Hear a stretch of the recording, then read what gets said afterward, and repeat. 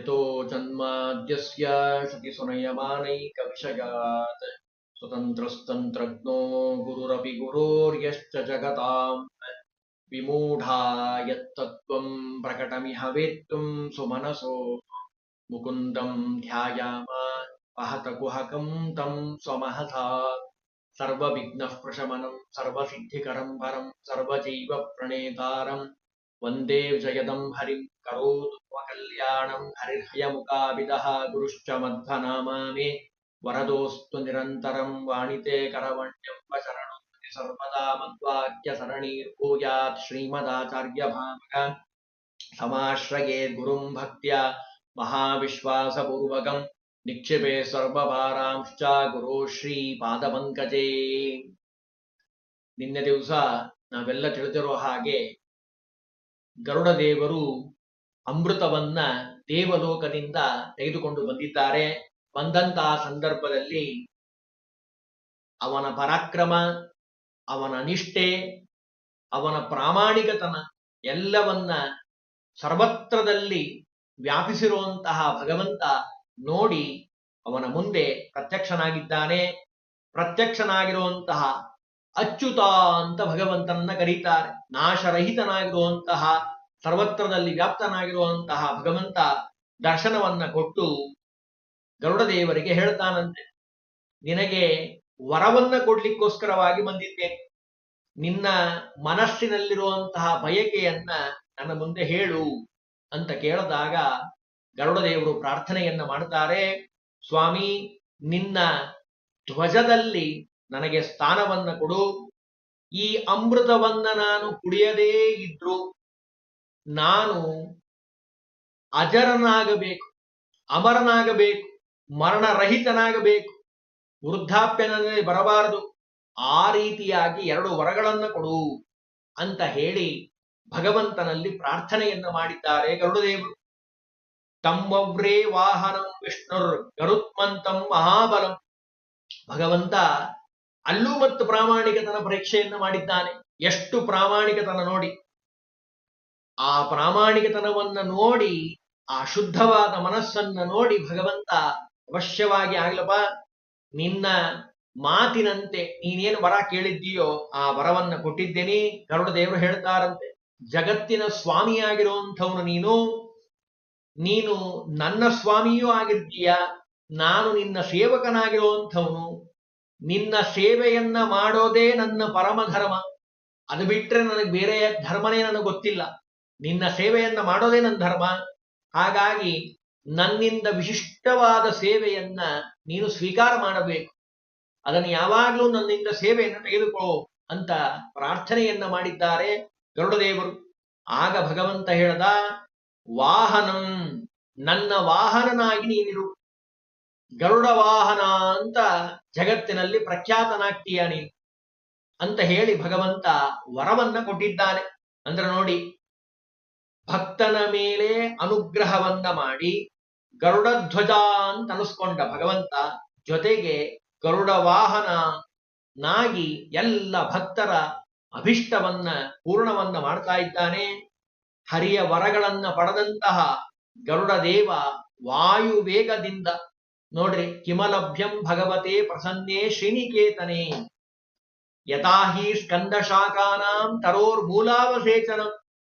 ದೇವತೆಗಳ ಮೇಲೆ ಯುದ್ಧವನ್ನ ಮಾಡಿದ್ರು, ಇಂದ್ರಾದಿ ದೇವತೆಗಳನ್ನ ಮೇಲೆ ಯುದ್ಧ ಮಾಡಿಯೂ ಅಮೃತವನ್ನ ಸ್ವೀಕಾರ ಮಾಡಿ ಬರ್ಲಿಕ್ಕೆ ಸಾಧ್ಯ ಆಗಿರೋದು ಹೇಗೆ ಗರುಡ ದೇವರಿಗೆ ಅಂದ್ರೆ 2 ಕಾರಣ. ಒಂದು, ಗುರು ಅನುಗ್ರಹ. ಎಲ್ಲ ಋಷಿಮುನಿಗಳು ಸ್ವತಃ ತಂದೆ ತಾಯಿ, ಗುರುಸ್ಥಾನೀಯರಾಗಿರುವಂತಹ ತಂದೆ ತಾಯಿಗಳ ಆಶೀರ್ವಾದದ ಬಲ. 2ನೇದ್ದು ಭಗವಂತನ ಅನುಗ್ರಹ. ಯಾರಿಗೆ ಹರಿವಾಯು ಗುರುಗಳ ಅನುಗ್ರಹ ಇರ್ತದೋ ಅವರು ಎಲ್ಲವನ್ನ ಪಡೀತಾರೆ ಅನ್ನಲಿಕ್ಕೆ ನಮ್ಮ ಗರುಡ ದೇವರೇ ಸಾಕ್ಷಿ. ಆ ರೀತಿಯಾಗಿ ವೇಗವಾಗಿ ತಮ್ಮ ತಾಯಿ ಹತ್ರ ಬಂದಿದ್ದಾರೆ. ಅಮೃತವನ್ನ ಅಪಹರಿಸಿಕೊಂಡು ಹೋಗ್ತಾ ಇರುವಂತಹ ಗರುಡನ ಹಾರ್ದ್ರವನ್ನ ತಿಳಿಯದ ಹಾಗೂ ಅಮೃತದ ರಕ್ಷಣೆಗೆ ಜವಾಬ್ದಾರಿಯನ್ನು ಹೊತ್ತಂತಹ ದೇವೇಂದ್ರ ಕುಪಿತನಾಗಿದ್ದಾನೆ. ಅಮೃತ ಹೋಗ್ಬಿಡ್ತಲ್ಲ ನಮ್ಮ ಕೈಯಿಂದ. ಪಕ್ಷಿರಾಜ ಗರುಡನನ್ನ ತಡೆಲಿಕ್ಕೋಸ್ಕರವಾಗಿ ತನ್ನ ಅಮೋಘವಾಗಿರುವಂತಹ ವಜ್ರಾಯುಧವನ್ನ ಅವನ ಮೇಲೆ ಎಸೆದಿದ್ದಾನೆ. ವಜ್ರಾಯುಧದ ಹೊಡೆತವನ್ನ ತಿಂದಂತಹ ಗರುಡ ನಗ್ತಾ ಹೇಳ್ತಾನಂತೆ, ದೇವೇಂದ್ರ, ಹರಿಯ ಅನುಗ್ರಹದಿಂದ ಅಚರತ್ವವನ್ನ ಅಮರತ್ವವನ್ನ ಪಡೆದಂತಹ ನನಗೆ ನಿನ್ನ ಈ ಆಯುಧದಿಂದ ಏನೂ ಆಗ್ಲಿಕ್ಕೆ ಸಾಧ್ಯ ಇಲ್ಲ.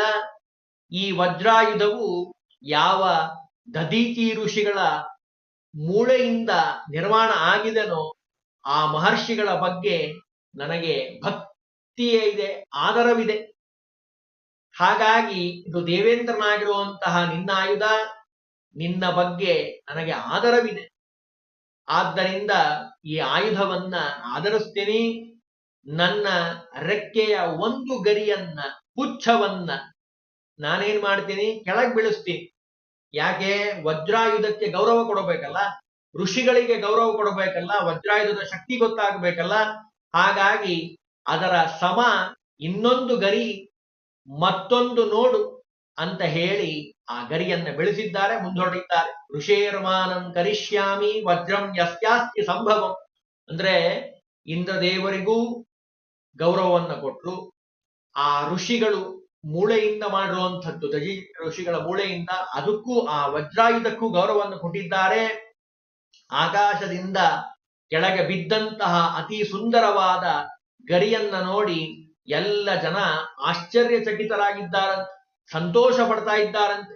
ಇದು ಯಾವ ಪಕ್ಷಿಯ ರೆಕ್ಕೆ? ಇದು ಗರಿ ಎಲ್ಲಿಂದ ಬಿದ್ದಿರುವಂಥದ್ದು? ಎಷ್ಟು ಸುಂದರವಾಗಿದೆ ಅಲ್ಲ ಅಂತ ಹೇಳಿ ಆ ಪಕ್ಷಿಯ ಸುಪರ್ಣ, ಪರ್ಣ ಅಂದ್ರೆ ಎಷ್ಟು ಚೆನ್ನಾಗಿ ವರ್ಣನೆ ಮಾಡ್ತಾರೆ ನೋಡ್ರಿ, ಸುಪರ್ಣ ಅಂತ ಹೇಳಿ ಪ್ರಸಿದ್ಧ ಆಗ್ಲಿ ಅಂತ ಹೇಳಿ ನಾಮಕರಣವನ್ನ ಮಾಡಿದ್ದಾರೆ. ಅವತ್ತಿನಿಂದ ಹೊಸ ಹೆಸರು ಸುಪರ್ಣ, ಸುಪರ್ಣ ಅಂತ ಹೆಸರಾಗಿರುವಂಥದ್ದು. ಈ ಆಶ್ಚರ್ಯಕರವಾದ ಗರಿಯನ್ನ ಕಂಡು ಇಂದ್ರದೇವರು ಇದೂ ಸಹ ನಿಜವಾಗಿ ಪಕ್ಷಿ ರೂಪದಲ್ಲಿರುವಂತಹ ಮಹಾನ್ ವ್ಯಕ್ತಿಯ ಗರಿಯಾಗಿರಬೇಕು ಅಂತ ವಿಚಾರ ಮಾಡಿದ್ದಾರೆ. ಇವನ ಜೊತೆಯಲ್ಲಿ ಸಂಘರ್ಷ ಮಾಡುವ ಬದಲು ಮಿತ್ರತೆಯಿಂದ ಅಮೃತವನ್ನ ತಿರುಗಿ ಪಡೆಯಬೇಕು ಅಂತ ನಿಶ್ಚಯ ಮಾಡಿದ್ರು. ನೋಡಿ ಜಾಣ್ತನ, ಯಾವಾಗ ಶಕ್ತಿಯಿಂದ ಆಗೋದಿಲ್ಲೋ ಅವಾಗ ಏನ್ ಮಾಡಬೇಕು? ಯುಕ್ತಿಯಿಂದ ಕೆಲಸವನ್ನ ಮಾಡಬೇಕು. ಮಹಾಪ್ರತಿಭಾಶಾಲಿಗಳು ಇಂದ್ರದೇವರು, ಅದನ್ನ ಇಲ್ಲಿ ತೋರಿಸ್ತಾ ಇದ್ದಾರೆ. ಶಕ್ತಿಯಿಂದ ಅಂತೂ ಗೆಲ್ಲಿಕ್ಕೆ ಆಗೋದಿಲ್ಲ ಗರುಡದೇವರನ್ನ. ಗರುಡದೇವರ ಕಕ್ಷಾ ತಾರತಮ್ಯದಲ್ಲಿ ಗರುಡದೇವರು ಭಾರಿ ಎತ್ತರದಲ್ಲಿರುವಂಥವ್ರು.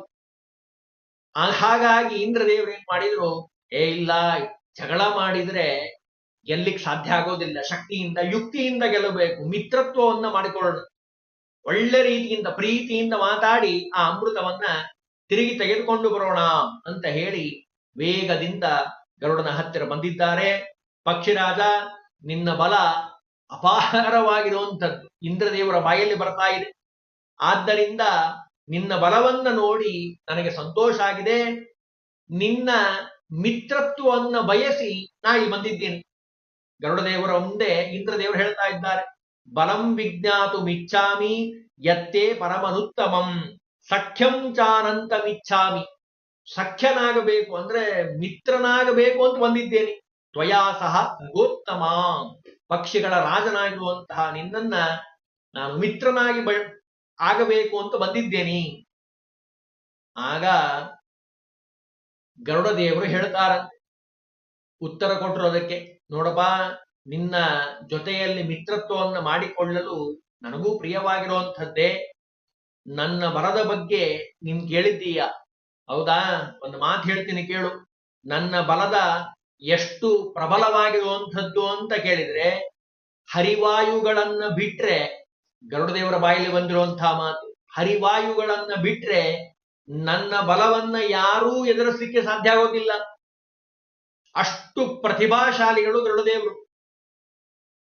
ಇಂದ್ರದೇವರು ಏನ್ ಮಾಡ್ಲಿಕ್ಕೆ ಸಾಧ್ಯ? ಹರಿವಾಯುಗಳನ್ನ ಬಿಟ್ರೆ ಅಷ್ಟು 28 ಗುಣದಿಂದ ಕೂಡಿರುವಂತಹರು ಗರುಡದೇವರು. ತಿಳುವಳಿಕೆ ಉಳ್ಳಂತಹ ಯಾವ ಸಜ್ಜನರು ತಮ್ಮ ಬಲವನ್ನ ಹೇಳಿಕೊಳ್ಳೋದಿಲ್ಲ, ಹೊಗಳಿಕೊಳ್ಳೋದಿಲ್ಲ. ಮಿತ್ರನಾಗಿ ನೀನು ಜಿಜ್ಞಾಸೆಗಾಗಿ ಕೇಳ್ತಾ ಇದ್ದೀಯಾ, ಆದ್ದರಿಂದ ಹೇಳ್ತಾ ಇದ್ದೀನಿ.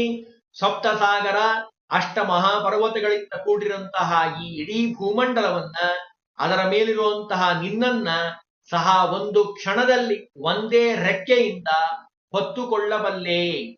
ಇದಲ್ಲದೆ ಜಗತ್ತಿನ ಚರಾಚರ ವ್ಯಕ್ತಿ ವಸ್ತುಗಳನ್ನ ಒಂದುಗೂಡಿಸಿ ನನ್ನ ಮೇಲೆ ಇಟ್ಟರು ನಾನೆಲ್ಲ ಅನಾಯಾಸವಾಗಿ ಅವೆಲ್ಲವನ್ನೂ ಹೊರಬಲ್ಲೆ. ನೋಡಿ, ಗರುಡದೇವರ ಒಂದು ವ್ಯಕ್ತಿತ್ವವನ್ನ ಹೇಳ್ತಾ ಇದ್ದಾರೆ. ಇಂದ್ರದೇವರು ಕೇಳಿದ್ದಕ್ಕೆ ಹೇಳಿದ್ದಾರೆ. ಅಂದ್ರೆ ಸಜ್ಜನನಾಗಿರುವಂತಹ ವ್ಯಕ್ತಿ ತನ್ನ ಬಗ್ಗೆ ಯಾವತ್ತೂ ಹೊಗಳಿಕೊಳ್ಳೋದಿಲ್ಲ. ಆತ್ಮ ಪ್ರಶಂಸೆ ಅಂತ ಕರೀತಾರ ಅದಕ್ಕೆ.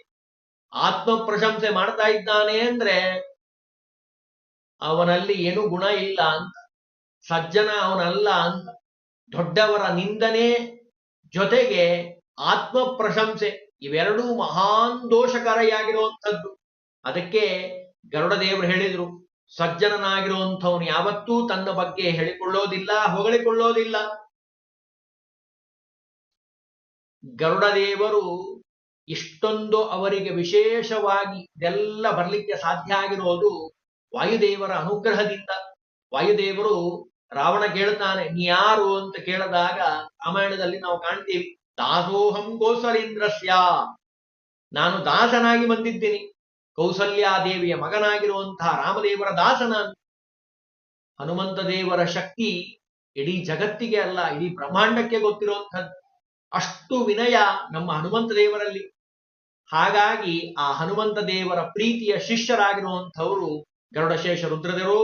ಅದರಲ್ಲಿ ಗರುಡದೇವರು ಹೇಳ್ತಾ ಇದ್ದಾರೆ, ಇಡೀ ಬ್ರಹ್ಮಾಂಡದಲ್ಲಿ ಇರುವಂತಹ ಎಲ್ಲಾ ವಸ್ತುಗಳನ್ನ, ಭೂಮಿಯನ್ನ ನನ್ನ ಮೇಲೆ ಇಟ್ಟರು ಹಂಗೇನಾಗೋದಿಲ್ಲ, ಆಯಾಸವಾಗಿ ಇಡೀ ಭೂಮಂಡಲವನ್ನ ಹೊತ್ಕೊಳ್ತೇನೆ. ಸಪರ್ವತಾನ ಮುರ್ವೀಂ ಸಸಾಗರ ಜಲಾಮಿಮಾಂ ವಹೇ ಪಕ್ಷೇ. ಒಂದೇ ರೆಕ್ಕೆಯಿಂದ ಎಷ್ಟು ಶಕ್ತಿ ಇರ್ಬೇಕ್ರಿ ಗರುಡದೇವರಿಗೆ. ಆರಾಮಾಗಿ ಎತ್ಕೊಂತೇನೆ, ಏನೇನು ಕಷ್ಟ ಆಗೋದಿಲ್ಲ ಅಂತ ಹೇಳಿ ಇಂದ್ರದೇವರು ಕೇಳಿದ್ದಕ್ಕೆ ಒಂದೆರಡು ಮಾತಿನಲ್ಲಿ ಹೇಳಿದ್ರು. ಆಗ ಇಂದ್ರದೇವರು ಹೇಳ್ತಾರೆ, ನೀನು ಹೇಳಿದ ಮಾತು ಯೋಗ್ಯವೇ ಆಗಿರುವಂಥದ್ದು. ನಿನ್ನ ಅಮೃತ ಅಪಹರಣದ ಸಾಮರ್ಥ್ಯದಲ್ಲಿ ಅದರಲ್ಲಿ ನಾವು ನೋಡಿದ್ದೀವಿ ನಿಮ್ಮ ಸಾಮರ್ಥ್ಯವನ್ನ. ನಿನ್ನ ಬಗ್ಗೆ ಹೇಳಿದ ಸಾಮರ್ಥ್ಯ ನಿಶ್ಚಿತವಾಗಿ ನಿನ್ನಲ್ಲೇ ಇರುವಂಥದ್ದು. ನನ್ನ ಮಿತ್ರತೆಯನ್ನು ನೀನು ಸ್ವೀಕಾರ ಮಾಡಬೇಕು. ಪ್ರಸ್ತಾವವನ್ನು ನಾನೇನು ಇಟ್ಟಿದ್ದೀನೋ ಅದನ್ನು ಸ್ವೀಕಾರ ಮಾಡಬೇಕು. ನನ್ನದೊಂದು ಸೂಚನೆ ಇದೆ, ನೀನು ಅಮೃತವನ್ನ ಅಪಹರಿಸಿದರೂ ಸಹ ಅದನ್ನ ನೀನು ಕುಡಿಲಿಲ್ಲ. ನಿನಗೆ ಅಮೃತ ಪ್ರಾಶನದ ಬಗ್ಗೆ ಆಸಕ್ತಿ ಇಲ್ಲ ಅಂತ ಅನಿಸ್ತದೆ. ಒಂದು ವೇಳೆ ನಿನಗೆ ಅಮೃತದ ಅವಶ್ಯಕತೆ ಇಲ್ಲದಿದ್ರೆ ನನಗೆ ಅದನ್ನ ತಿರುಗಿ ಕೊಟ್ಟು ಬಿಡು.